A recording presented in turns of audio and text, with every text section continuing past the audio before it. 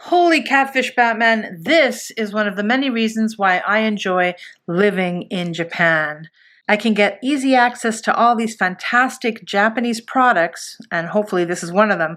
But thanks to Amazon, you are not out of luck.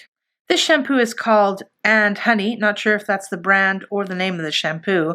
But in any case, the packaging of this little honey jar, really sucked me in. And the other thing that grabbed me was this claim here that it's rated #1 in Japan for beauty products, let me focus in here, that use honey.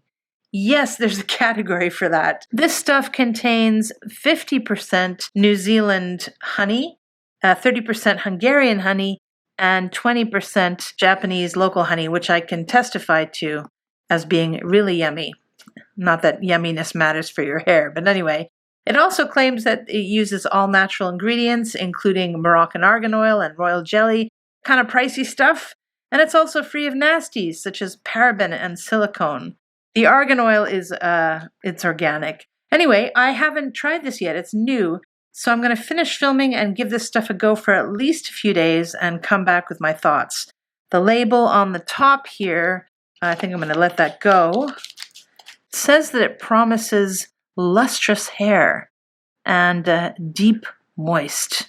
Looking forward to it. Yeah.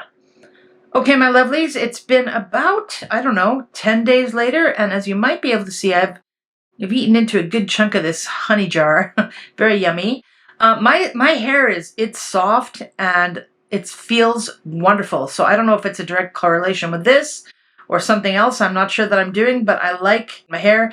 But the one thing I'm kind of disappointed with is the smell. Now, it smells good. It smells light and floral, but I was really hoping for like a deep, rich honey sort of vibe. And this is not going to supply you with that if that's what you're looking for. But in terms of a moisturizing shampoo, I would have to say yes. My hair feels lovely.